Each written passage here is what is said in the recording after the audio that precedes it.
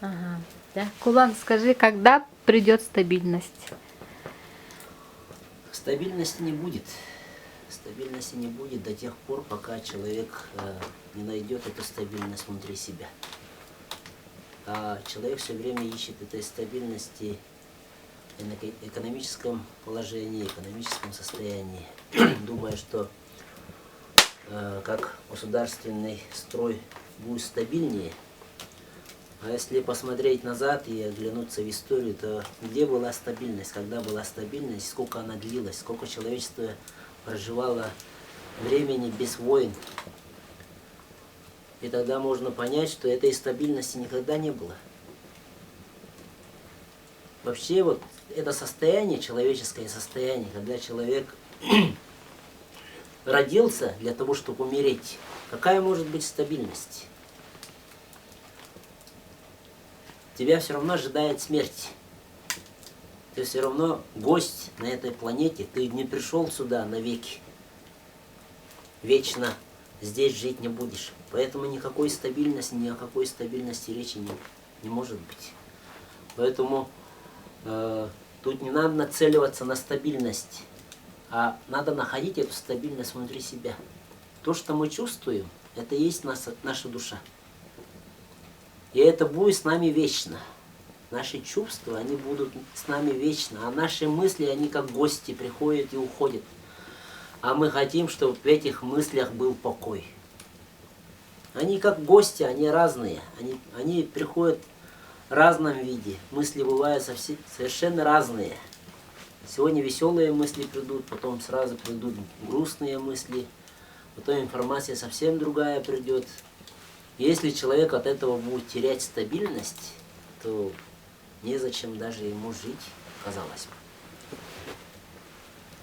Если у него нет стабильности внутри себя,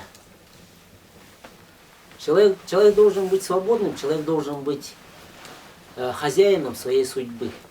То есть не возлагать свою ответственность за свою судьбу ни на кого другого. Сейчас очень много стало людей, которые пытаются найти прибежище в чем-то или в ком-то. Они ищут сильных учителей, сильных людей, которые... Но это, насколько мне кажется, насколько мне видится, да, это пережитки прошлого. То, что государство жило в долгое время под гнетом, в крепостном праве, то, что большинство людей никогда не имели в полной мере свободы. Всегда возлагали ответственность на другого человека. Если спросят у него о чем-то, он не знает. Он хозяин, у него спросите. Он знает. И сейчас тоже такое же. Если у него спросят про здоровье, я не знаю, говорит, иди у врача спроси. Я про свое здоровье не знаю. И также хотят возложить ответственность на кого-то другого. Это очень сейчас участилось. И этим очень сильно пользуются такие непорядочные люди, которые зарабатывают на этом деньги. Это же очень легко, человек готовый, открытый к тебе приходит, просит помощи, а тебе наслышаны люди. Ты кому-то помог, одному человеку, может быть. И об этом известил весь мир. Иногда случаются чудеса, что ты можешь кому-то помочь, даже бессильный самый человек, он каким-то своим советом или чем-то может кому-то помочь. И делает на этом рекламу. А потом люди с доверием к нему приходят, и он начинает вот этой верой злоупотреблять. Потому что это деньги, а деньги сейчас имеют очень большую энергию, очень большую власть, они очень нужны нам. Это не тайна, это не секрет. И поэтому первое, что люди должны понять для того, чтобы была стабильность, это взять ответственность за свою жизнь на себя. Это не говорит о том, что человек не должен учиться или не должен кого-то, других никого слышать. Нет, человек должен все это делать как раз именно с ответственностью. Для того, чтобы развиваться, для того, чтобы брать ответственность за то, что происходит в его жизни на себя.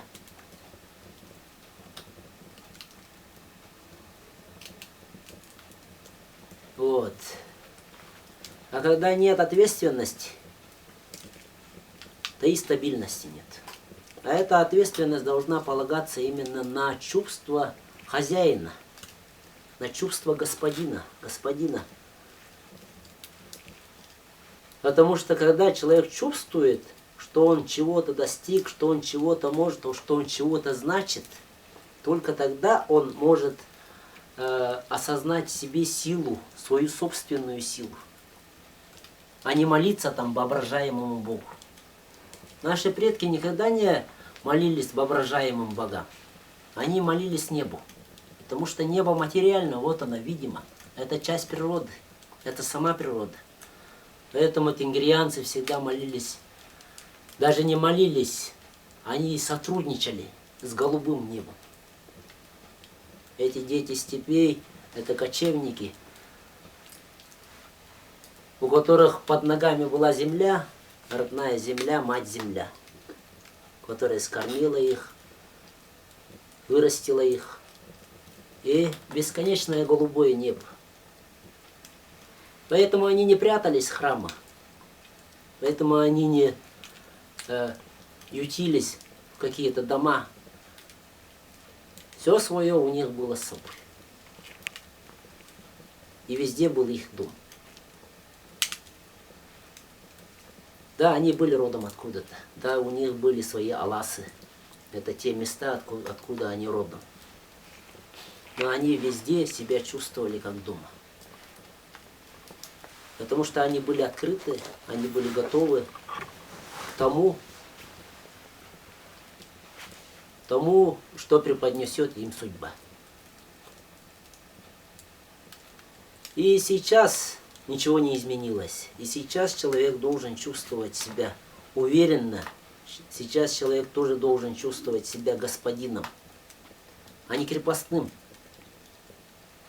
Именно господином своей судьбы. Но это очень удобная позиция. Возлагать ответственность на кого-то. На правительство, на президента, на Украину, на санкции какие-то.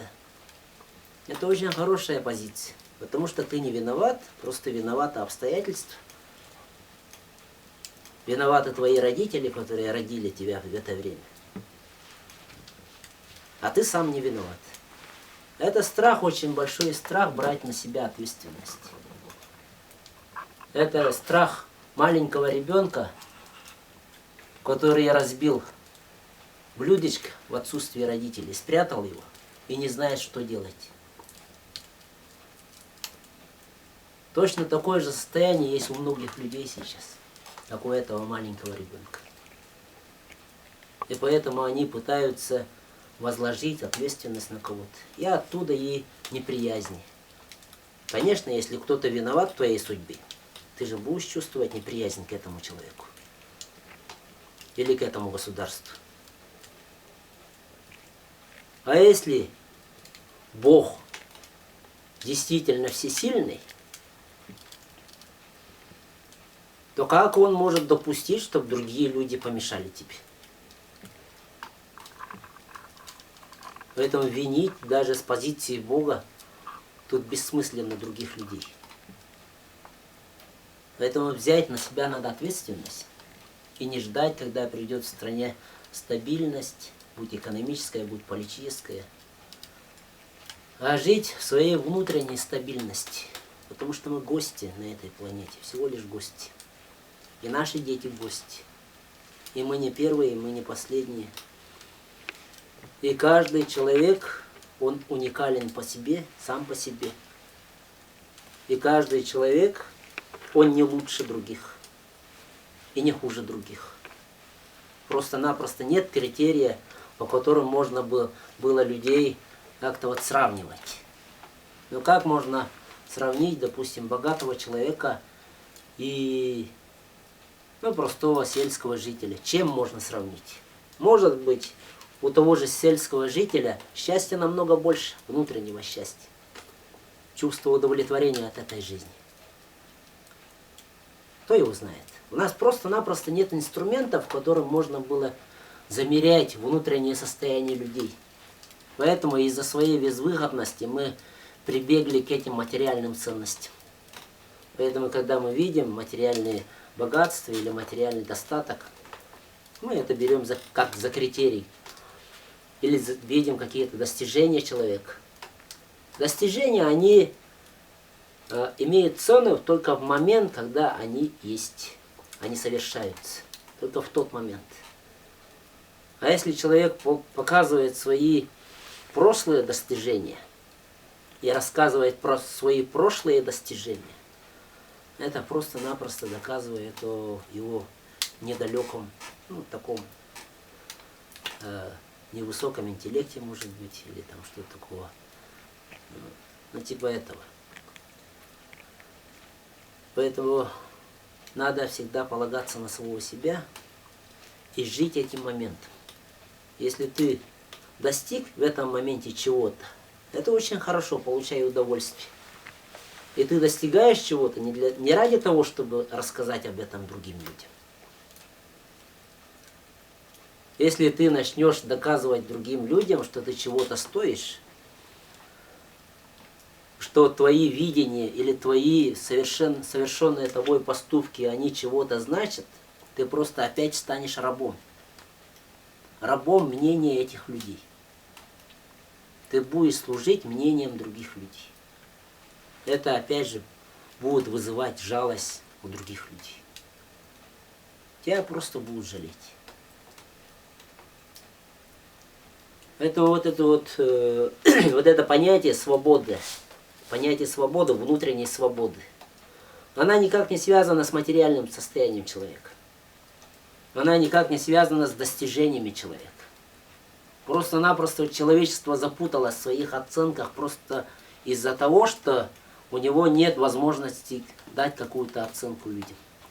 Нет чем ценить человека. А есть очень такой настоящий истинный критерий, по которому можно было судить